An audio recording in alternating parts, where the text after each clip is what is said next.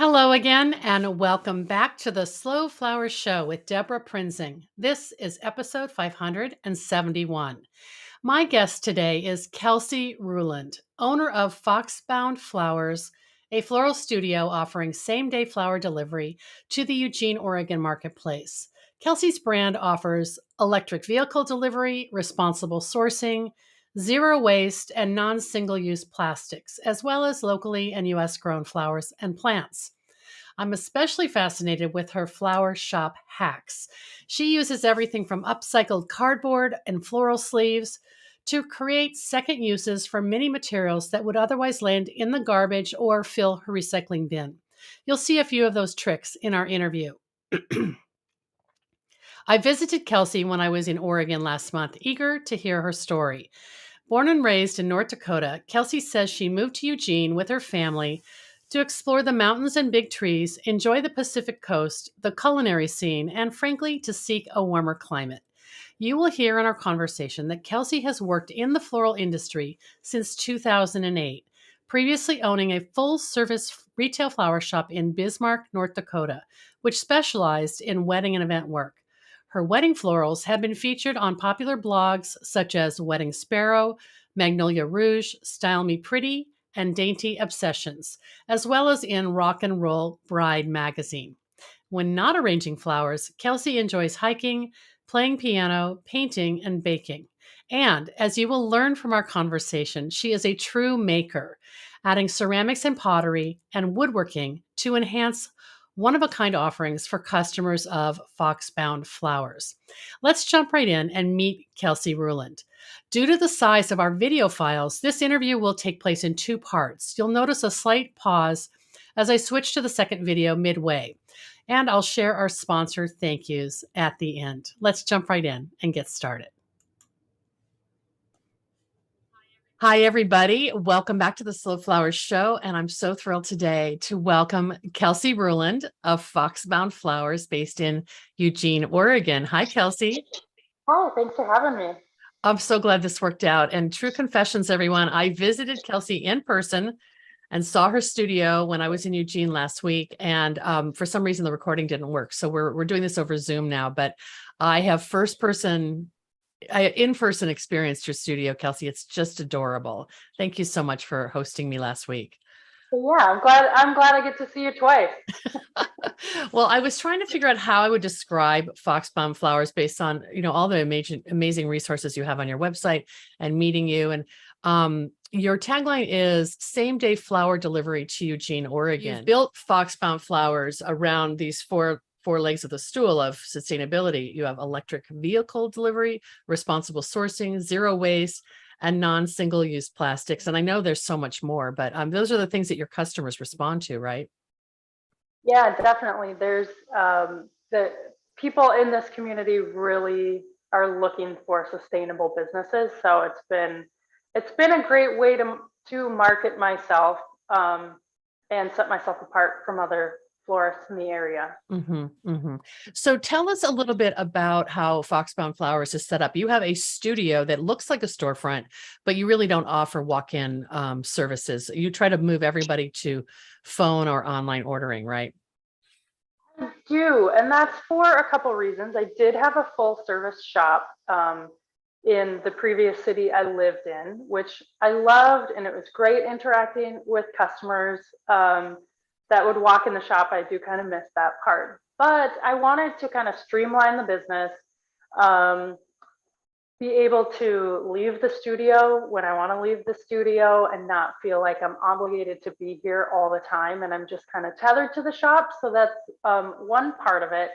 The other part is to keep um, overhead costs low.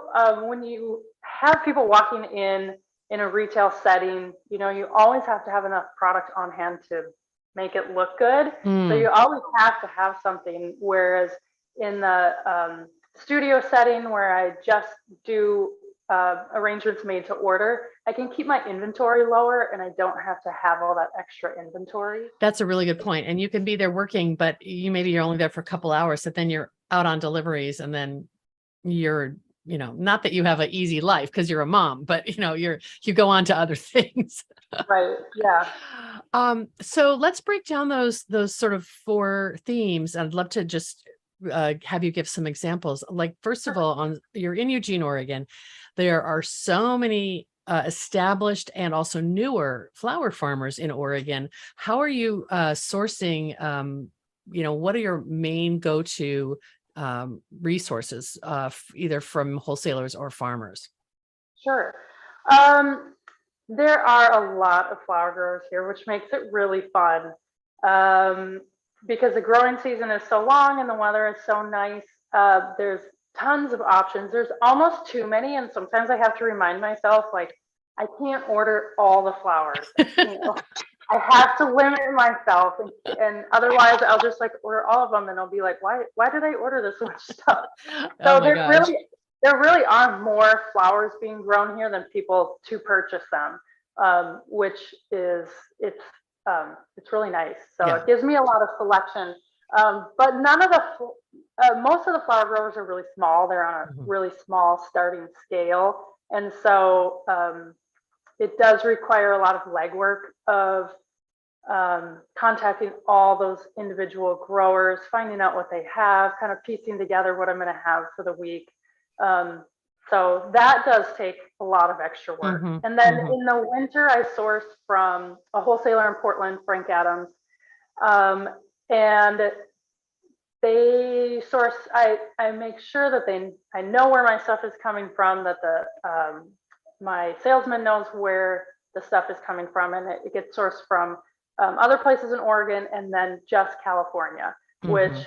narrows the palette quite a bit.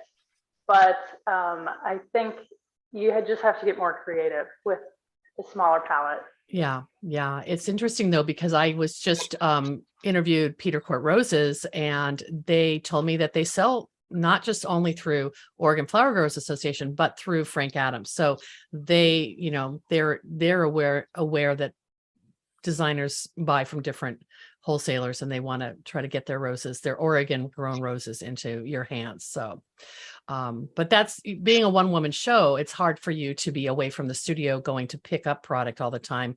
In a perfect world, it would be delivered to you, right? Yeah, and some of the growers do deliver it, which Hmm. is really nice, and some Hmm. don't. So Hmm. just Yeah, kind of pick and choose depending on how yeah, much time they have. But it is fun to visit the farms too.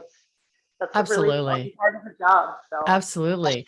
So the other two kind of go hand in hand, the zero waste business and the zero use of single-use plastics. How did you develop that philosophy? And like, give us some examples of the things that that you've had to adapt or change to avoid using, having waste and using, single-use plastics.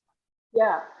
Um, well, it was sort of a process when I was setting up my business. When I was setting up Foxbound Flowers, which I started in 2019, I decided that I wanted to go sustainable from the beginning and set those things into motion from the and get it into the very framework of the business rather than trying to implement it into Hmm. systems that would already exist. So I Hmm. thought that would be easier. I think it's I bit off a lot, and I think I didn't quite understand what I was getting into. So it's been quite challenging, and sometimes I'm just like, oh my god, why did I decide to do this? Right. But Um, I would say the interesting thing is that when we'll talk a little bit about this, your other retail store was more conventional um, before you moved to Oregon. So you kind of knew what you didn't want to do. So you just had to be creative and basically find educational, teach yourself how to right, how to change, right? right. Yeah, and a lot of the changes aren't hard. They just take more time. And as Hmm. we all know in the floral industry, time is the most precious commodity, and every second counts. So you have to make time for those things by being more efficient at something else, or kind of finding the time to do those things, Hmm. like weighing all my compost, for example. Like that takes extra time, and So I do weigh all my compost, but we do have a great composting program here, which isn't available in all cities. So, Right. that's where 90% of my waste goes. That's crazy. How do you weigh it? I just have a scale and I put the entire, I keep all my compost in like a big trash bin, and then that's on wheels. And then I just weigh the entire trash bin at the end of the day and record it, and then keep track of how much I'm composting, how much I'm throwing in the trash. But we have a great system, and so I can just take it out to the alley every night, and it gets picked up. Wow. So that's all your greens, all your, any kind of cuttings, that's all just going straight into the municipal composting program. Yep. Wow. Yep. So the other things about waste that when I visited you, I was so interested in is that you recycle a lot of cardboard and other materials for everyday deliveries, and that you've made an intentional choice to design a custom Foxbound Flowers solution rather than just buying a product. And I really admire that. Yeah, I want to, one of the things I try to do too is just to use less new products. If there's something that already exists in the world that's at my fingertips, like why not just kind of recreate it and use it instead of manufacturing something new? I mean, it is much easier and takes less time to just buy it new. But yeah, like you said, cardboard, for example, there's cardboard everywhere. We're like swimming in cardboard. So if I can use the cardboard, why not? So for example, I'm kind of back you up here so we can, I fashioned my own carrier, like a vase carrier out of repurposed cardboard, and then just some cardboard like packaging tape. And let me find a vase here. So you have your own branding on the seal, basically. I do, yes. Yeah. Okay, so I'm just gonna kind of plop these in here to show you. And then it just goes in like that. So it's just cutting a piece of cardboard to size, and then that's what I can send with the customer when they do come to pick up an arrangement. Okay, so and so that and you changed the opening to fit the vase, basically. The scoring. Wow, that's amazing. I have like this much pre-made, and then when the customer comes, depending on the size of the vase, I can just cut the opening to size. That's amazing. So, wow. Yeah, so no new materials with that. One of the other things I do is I offer a lot of bouquets without vases. So, plenty of people have vases at home already. So there's no sense, if you already have that, to first of all purchase a new vase, but then we don't need to manufacture more vases that are just going to end up in someone's attic. Okay, so I have a bouquet of flowers. Beautiful, I know. One of the problems I came up against was, okay, I have a loose, like a wrapped bunch of flowers. I can't just lay it on someone's door and leave. So it needs to have a water source. And I don't want to use foam or plastic. So what I do is I cut circles of the packaging material that the plants get shipped in, or the flowers get shipped in. I repurpose that, cut it into a little circle, put it on the bottom of the flowers, and it acts as a water source. Reuse rubber bands from the bunches of flowers I get in, and then create a temporary vase out of cardboard, which is just similar to your other gadget. Yeah. Yep. It's just a simple piece of cardboard cut into a triangle, and you can leave that on someone's doorstep. Then it has water, the flowers stay upright. And it's so smart. Using no new materials. And the recycled plastic film that for the sleeves, you first of all, you get way more than you feel horrible throwing it in the garbage. So obviously, you're giving it a second life at least. Can you put water in that? Like, do you normally pour a little water in there? I do, yeah. Yeah. Yeah. So it's like a little vessel. It becomes a little vessel then. Yeah. Yep. That's so Yeah. interesting.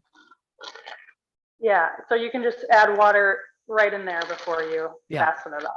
that's wonderful. Wow. So you also because you're doing deliveries, you said that and well, I'm going to add I did shoot a little video of going with you in your electric car. So we'll add that to this because I have that on my phone and people will like to see it. But you intentionally built this zero carbon emissions use of your transportation vehicle into the business. You have the cutest little car. And how did that come about? Actually, I was interviewing for some positions for some delivery people. Mm. And one of the people I really wanted to hire, but they had like a two-door sports car. Mm-hmm. And so I was like, well, that's not really going to work. That's And not so on I brand thought, for you. that's not really on brand. I think people might be a little confused about that. I realized I needed to get my own delivery vehicle, but vans are really expensive. It wasn't quite in my budget range. So I was thinking, well, I just need something really small to fit a few bouquets in, and that's all I need. So I was looking at, you know, something that's like a glorified Vespa, Mm-hmm. basically with a back on it. But and then I landed on this Fiat 500e. That's just this tiny little car. It's basically a glorified go-kart, but has protection from all the elements, obviously, and is 100% electric. And it's actually a really affordable electric car. A lot of electric cars are not very affordable, but this tiny car was quite affordable. And so we put some marketing on the side of it Mm-hmm. and got it wrapped, and away we went. And people love it. They see that on my website and they'll tell me like, well, I picked your shop because you do electric deliveries. So Mm-hmm. And you said that you have a radius of about 9 or 10 miles from downtown Eugene. Is that for your kind of where your service area is? yep. And you can fit a lot of bouquets in the back of that when the seats are down, right? You really can. Yeah, it's worked really well. When I do like big weddings and installation pieces, I have to use a bigger vehicle. But Mm-hmm. Mm-hmm. otherwise, it's been perfect for everything I need. And I plug it in at night when I get home from work, and I get about 120 miles out of it daily. So it's just the perfect thing. That is so impressive. Well, hey, I want to pop up your website so we can just kind of look at how you are setting up your online. Okay, so now we're going to get the second video. Thanks for your patience. And we'll go right to Kelsey's website. Here's your logo of your clever little sporty fox. And this is a made up word, Foxbound, right? It is, yeah. I really like it though. It has this energy to it, and maybe because this fox looks like she's leaping, it kind of she's your avatar, right? Yeah, I wanted something that was really dynamic and held a lot of energy in it. So that's I think it works. And that's, yeah. by the way, the graphic on your little Fiat. So very recognizable around town. So your tagline is Eugene's Sustainable Florist. And what happens if I click on learn more? Should I click on that? Yeah, you should. I don't often visit my own website, so That's all right. I know. Well, it's all on here. The responsible product sourcing. You talk about where you're sourcing from to keep your carbon footprint smaller. The electrical vehicle flower delivery. Of course, this looks like it was before you painted your cute car. yeah, Or is this? that was before I got the wrap. Yeah. Well, people will get to see that. And then the reducing the need for new materials. Hey, this is a really great. We didn't actually talk about this last week until right when I was leaving, but I noticed you had these wooden boxes that are so charming. And how did that come about? Um, we had my husband and I have a 6-foot fence in our backyard, and we had to replace some of the panels of it, and then we just had all these wood panels stacked up, and it's really a beautiful wood. It's patinaed. It has moss and lichen growing on it due to all the the rain and the wet weather in Oregon. So I just got an idea like, hey, we should build something out of this. I need floral containers, and this wood's just sitting here with no purpose. So my husband helped me cut the wood and put them together and size them correctly. And they've been a big hit. So I've also put the word out that, you know, when other people are getting rid of fences, I can take the wood. And there's so many fences in this city. So there's always wood that needs a home and needs to be repurposed. So it works out pretty good. I love it. And so there's basically 4 sides and then some kind of bottom, and then you insert a recycled vessel into kind of hold the water, right?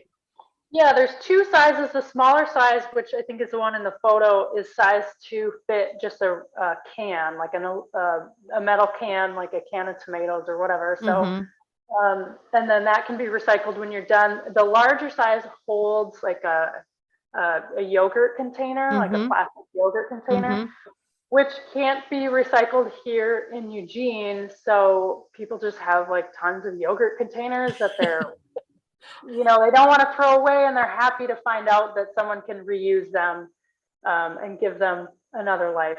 And then the wooden box makes it like have this gorgeous character to it. I just love it. So that's kind of you're really a product developer, I think, Kelsey. I mean, you came up with that. You've come up with the uses for cardboard.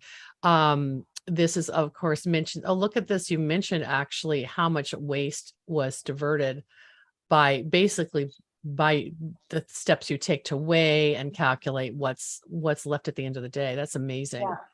Wow. Yeah, and I should clarify that I don't know how important it is, but I'm not certified zero waste. The certification process is actually quite expensive. Oh, wow. I didn't even know that was a thing. That's amazing. Yeah, and that's that has been kind of a learning curve for me as I realized I wanted to be zero waste. Is there's not a lot of information out there on how to be zero waste or what you do or how you get certified. So there are a few companies that can certify you, but it is really expensive. Right. It'd be more like for a large manufacturer or somebody, not a solopreneur, but you're still walking the talk, and that's really exciting. Yeah. So this is on the flower ordering page. You charge $10.99 for delivery, which seems very competitive. I mean, I'm sure with fuel costs now, everybody's increasing their delivery fee because of like the gas surcharge, but you don't have to charge that. Right. So yeah. So so here are some, like, you're basically developing products that are people can order specifically a type of vessel or a size, and then in many cases it's designer's choice, right? I do have a designer's choice option, but the bouquets that are shown on my website are like, if you order that, what you see is what you get, or it's going to be so close that, you know, if you're not a florist, you can't tell the difference, or it's going to have pretty much the same look. So I think it's important to be able to have that option. A lot of people don't know anything about flowers. If they don't know you, they don't know what to expect. So I think it's really important to offer things that you know what you're getting. The picture shows you what you're getting, and that's what you're getting. I think you're right. I mean, you're trying to think about like, what is the most user-friendly way for people to engage with Foxbound Flowers, and yeah, especially if they're new to this type of flower ordering, you're kind of doing the thinking for them. This bonita caught my eye. You had one much like this when I visited you last week. And it sort of shows this, your design aesthetic too, where you vary the heights of the flowers. Some are low and clustered, some are like tall and perky. And you have also flowers that many people are familiar with, like the peach lilies. You'd say that they're fragrance free, and you don't need a whole bouquet of roses, but just 1 or 2 roses then makes people feel like they're getting some special value for that. And that price is amazing. Yeah, I think I think some of the more common flowers, like the lilies and roses, often get overlooked Mm-hmm. because I Mm-hmm. think they're great flowers, but I think we've, uh, they have been overused. Yeah. And so a lot of people, will tell me they don't want those in their bouquets, but I think if you put them with the right stuff and you use them in moderation, they can be really beautiful. So Oh, I I like love I, it. I like to incorporate those, and they're, one thing with sourcing a lot of local flowers is that there aren't a lot of big focal flowers to source. A lot of them are really small flowers. So the lilies and the roses that are grown in Oregon are a really good way to incorporate a larger focal flower, which otherwise you'd have these big bouquets full of little tiny flowers and they'd be a lot more expensive. So Yeah, and then at certain times of the year, you get the focal peony or this, as you see in this one, the sunflower or maybe the dahlias, but it, you have to switch it up constantly to keep up with what's in bloom. I wanted to just specifically look at this one because of this vase, which is so charming, and it says thank you, and I absolutely love it. And the fact that you are making your own ceramic or pottery vessels just blew my mind. So it looks like this one, for example, if they want a classic glass vase, it's $65.99. And then what happens? Oh, so the charge goes up like $30 to get the vase, which is also an incredible price. So can you talk about how these vases came to be? And I'll see if I can, are there others on here? I'll see if I can find a few others to show people. yeah, there's one of the fuchsia background, and it's right at the top. It's just Oh, a right really here. cool, um, oh, scroll This up one a has, little more. okay, this one also Oh yeah, has, that one does too. Yeah. this has the teal, the sort of, that's stunning, by the way. What a Oh, gorgeous thank you. arrangement. Thanks. Wow. So the pottery is just like I described you last week when I met you and realized how creative you were, that you're like a floral MacGyver. Like you just you not MacGyver designer. You just like figure it out. And so how did that come to be, the pottery? Part of that is sourcing. I wanted to be able to source the vases I wanted and not have to ship them from China. Mm-hmm. And there isn't a lot available for that. The other part is the pandemic, which glass and pottery became ridiculously unavailable, especially Mm-hmm. especially for someone who's picky about their aesthetic. Mm-hmm. It really got to be like a beggars can't be choosers. You You don't get want to what you get get. this like generic 1980s looking glass vase, which isn't your Exactly. aesthetic, right? Yeah, and I really like. I use a lot of clear glass, but I Mm-hmm. really am looking for some really basic pieces that are not clear glass, because I Mm-hmm. think glass can be kind of distracting when you're talking about aesthetics. So but I could never find what I wanted. So I just thought, well, how hard can it be? I'll just make some. It turns out it's really hard. So I'm still working on that, but I love making things. So it's still a work in progress. Um, Oh, so here's oh, some of the vessels.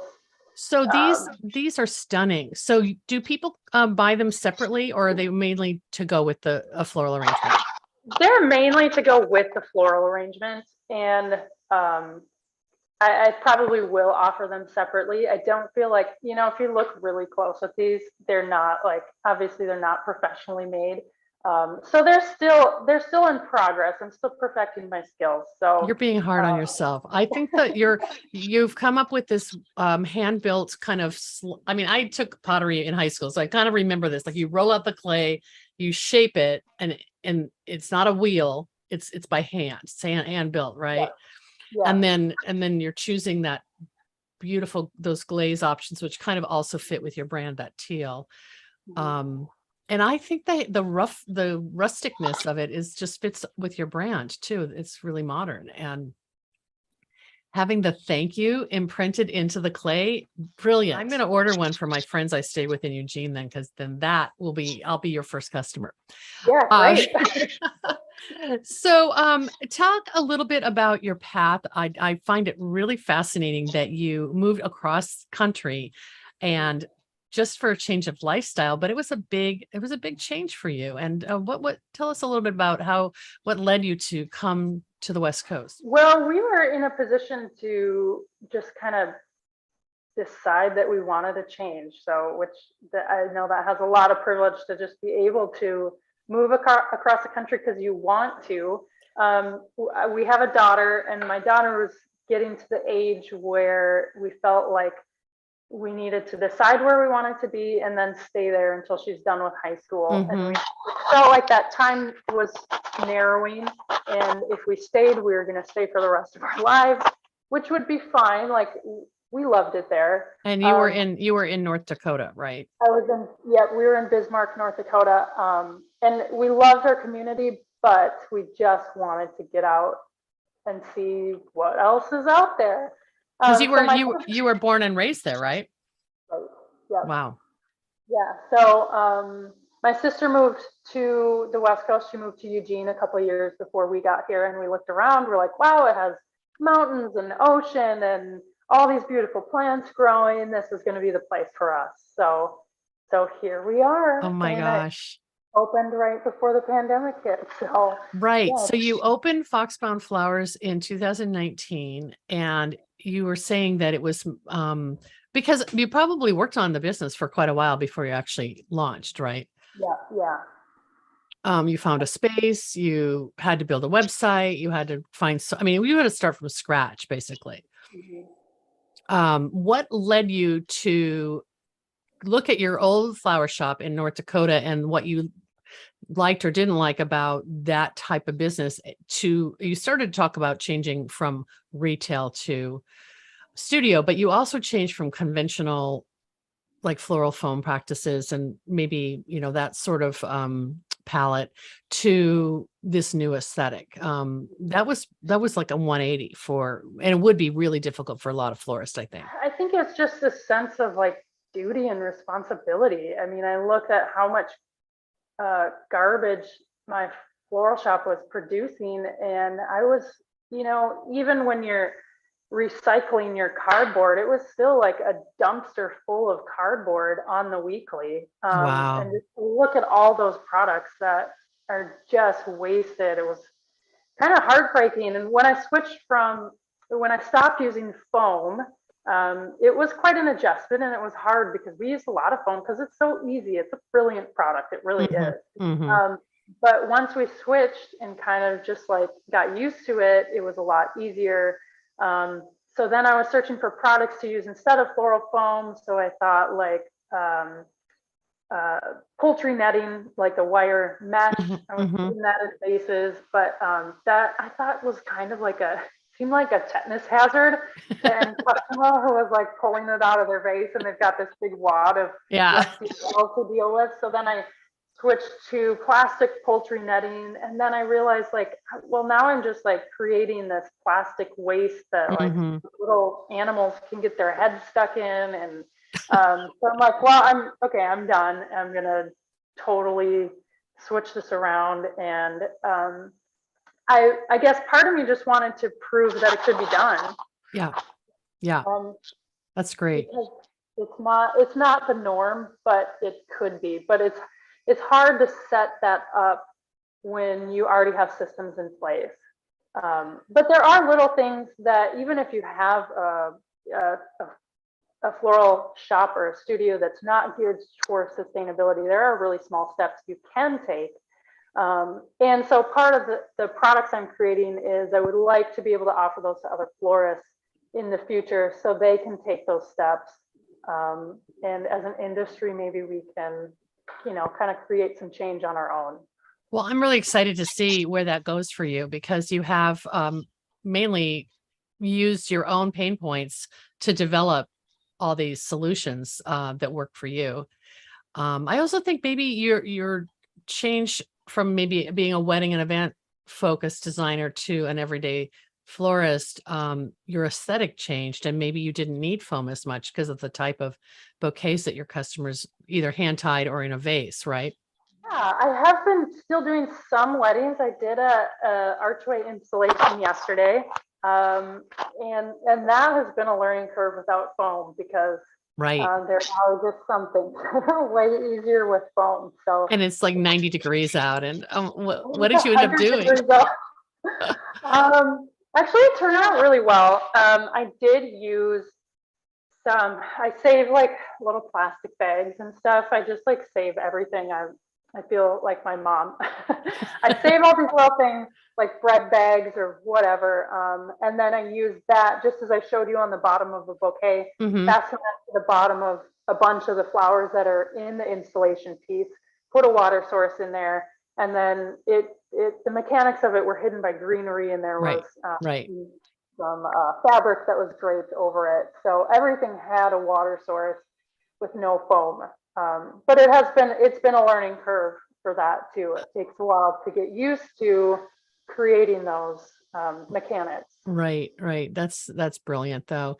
Yeah, I think that the idea of finding products that you could market could just be a great expansion for your business that that you're using and that other florists would use too if they had it available to them. So keep us posted on that. That is so cool. You also do a lot of education on social media. I love watching your Instagram feed. You're always showing people how to do, some hack. And the one that caught my eye, maybe we'll share a link to it in our show notes, was you took the strapping tape from boxes and made it into a tote bag. And it was so creative. That was so adorable, but a lot of work. What possessed you? I mean, obviously you probably hated throwing away all that plastic. Yeah, that's basically it. Is I want to find a use or a reuse for everything. With being zero waste has really helped me think about my waste more and how much I am producing. So, and those straps are so strong. I thought like there's got to be a use for like super strong plastic, like to hold something up or I don't know. I just love. I'm a maker. I love making things. I'm happy when I'm making things. So eventually I landed on like, well, I should like weave a basket or something. And so I settled on a tote bag and yeah, just made a couple tote bags and they're awesome because they're so durable. You can just I just you can popped up put the so video much here. in it. Yeah, they do take a long time. But like if you like making things, if you it's no different than knitting, it's a project you can work on a little bit at a No, no, time. no. This just looks like super professional. This isn't like some junky thing. Oh, look how cute that is. I just love it. But do you have a crafty background or something that prompted you to figure out the pattern? I just kind of winged it Mm, on my first. The one on the video is not the first one I made, okay. um, but I've never woven anything before. But it's pretty. I mean, the concept is pretty basic. Yeah. Um, over under, over under. That's about it. So, um, yeah. Eventually, I'd like to.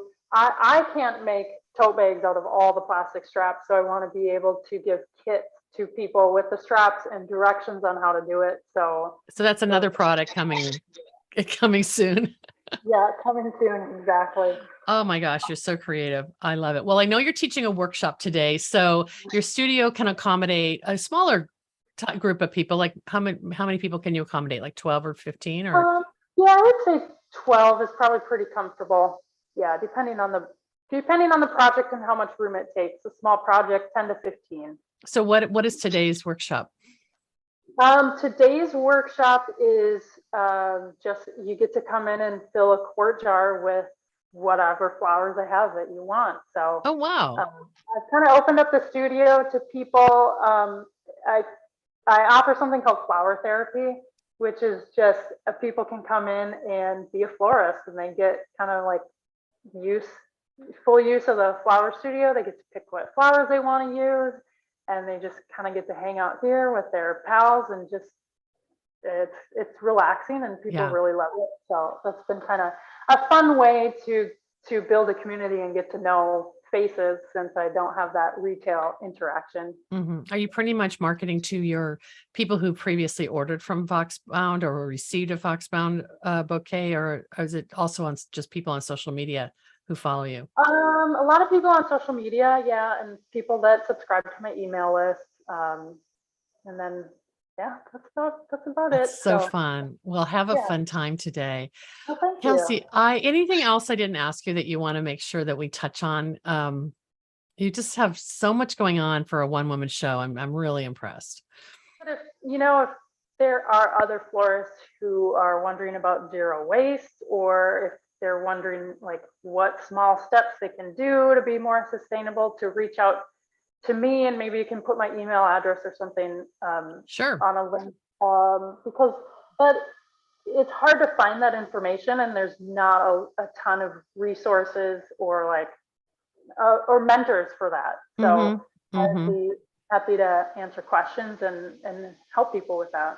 Oh, that's great. Yeah. And I think you're right. It's like, if you have this, take a small step, don't try to take it all on at once, but just, find one facet of your floral business that you could maybe do a little bit better, then have a small victory, and then maybe go on to the next one. Cause it sounds like it's ever changing because of the economy and the global supply chain and all the things we're up against.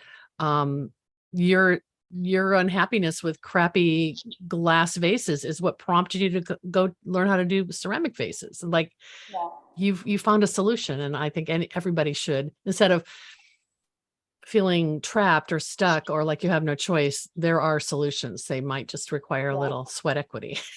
Right, exactly. And I know like not everybody's going to have time to do those things. Yeah. And so, but there are some, like reusing your cardboard, for example. That's something that's fairly easy, fairly accessible, that anyone can do.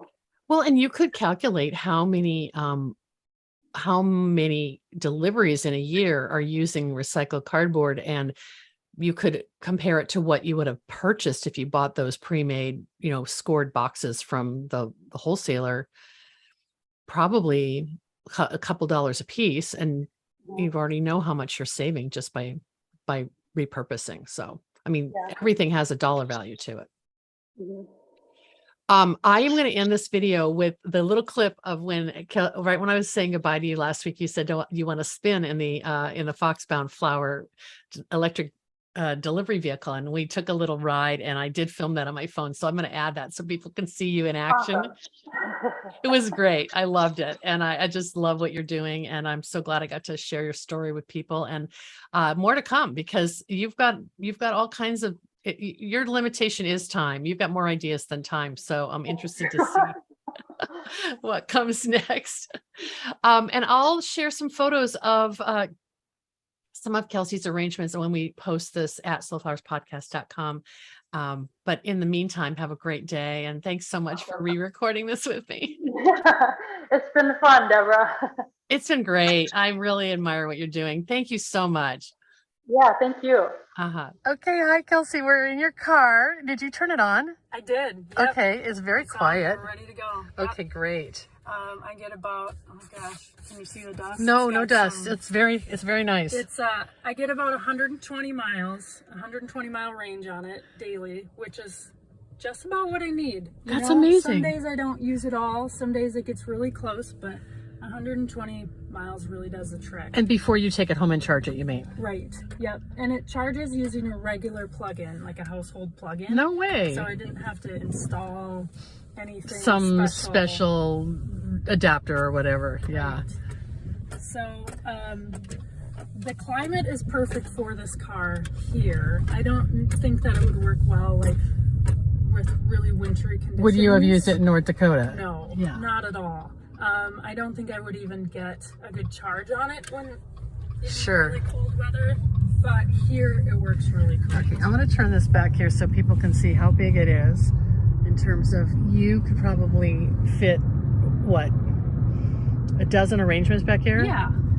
And that's probably all you would want to take out at any given time too. So when I do have like a wedding where I need more storage capacity, I have another vehicle I can use, but this is just great for day-to-day stuff. Here we are driving through Eugene. This is great, Kelsey. Thanks for the little road trip. Yeah. It's very smooth ride. It is. It's fun to drive too. I mostly drive like a grandma to keep my, conserve mileage, but it does have a lot of zips. So if you want to get around really fast, you can. She's leaping like a fox. Yeah, she's leaping like a fox. Got some get up and go. Oh, I have felt that. That's great. That was fun. Thanks so much for joining me today. Please visit slowflowerspodcast.com to watch the replay video of today's conversation with Kelsey. Look for episode 571. And Kelsey has shared more photos of her design work that you'll want to see. And I'll share links to her social places as well as a link to that DIY video so you can make your own tote bag from generic plastic strapping that comes on every flower box you've ever ordered. Excuse me. Before I go, I'd like to thank our sponsors who bring this show to you. This show is brought to you by slowflowers.com, the free online directory to more than 850 florists, shops, and studios who design with local, seasonal, and sustainable flowers, and to the farms that grow those blooms. It's the conscious choice for buying and sending flowers. And thank you to our lead sponsor, Farm Girl Flowers. Farm Girl Flowers delivers iconic burlap wrap bouquets and lush, abundant arrangements to customers across the U.S., supporting U.S. flower farms by purchasing more than $10 million of U.S.-grown, fresh, and seasonal flowers and foliage annually. Discover more at farmgrowflowers.com. And thank you to Store It Cold, creators of the revolutionary CoolBot, a popular solution for flower farmers, studio florists, and farmer florists. You can save thousands when you build your own walk-in cooler with the CoolBot system and an air conditioner. If you don't have time to build your own, they also have turnkey units available. Learn more at storeitcold.com. And thank you to Details Flowers Software. And thank you to Details Flowers Software, a platform specifically designed to help florists and designers do more and earn more. With an elegant and easy-to-use system, Details is here to improve profitability, productivity, and organization for floral businesses of all shapes and sizes. Grow your bottom line through professional proposals and confident pricing. With Details all-in-one platform, all friends of the Slow Flowers podcast will receive a 7-day free trial of Details Flowers software. Check it out at detailsflowers.com. And thank you to Cal Flowers, the leading floral trade association in California, providing valuable transportation and other benefits to flower growers and the entire floral supply chain in California and 48 other states. The association is a leader in bringing fresh cut flowers to the U.S. market and in promoting the benefits of flowers to new generations of American consumers. Learn more at cafgs.org.